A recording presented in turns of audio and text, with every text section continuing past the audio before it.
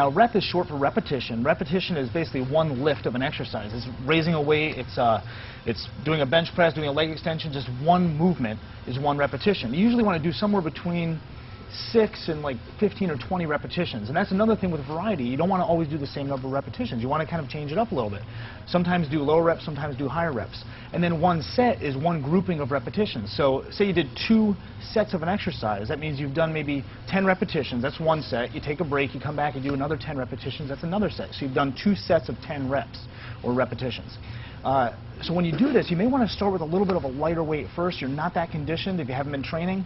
And your body, there's an inverse relationship between intensity and duration. You want to kind of keep the intensity a little bit lower and maybe do a little bit more initially just to get your body used to the movement. You don't want to pile on the weight and do a high weight, low rep set. You don't want to put on twice the weight you can handle and only do 4 repetitions. Maybe do 10 or 12 to start with, maybe even 15. Then as you get stronger, sometimes you can do sets of lower numbers, like 6 to 8. Once in a while, you can throw in a real shocker and do like a century set, really lightweight, and do like 100 repetitions.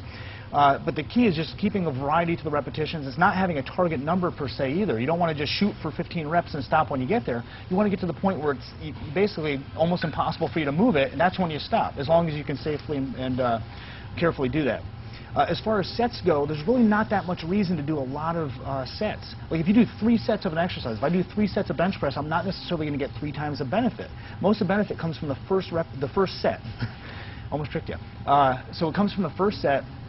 And that's why this whole menu system, if you just did those 7 exercises, 1 set of each, you're going to get most of the benefit. If you have time, you want to do additional sets or do like a warm-up set and then a heavier set, that's fine with me too.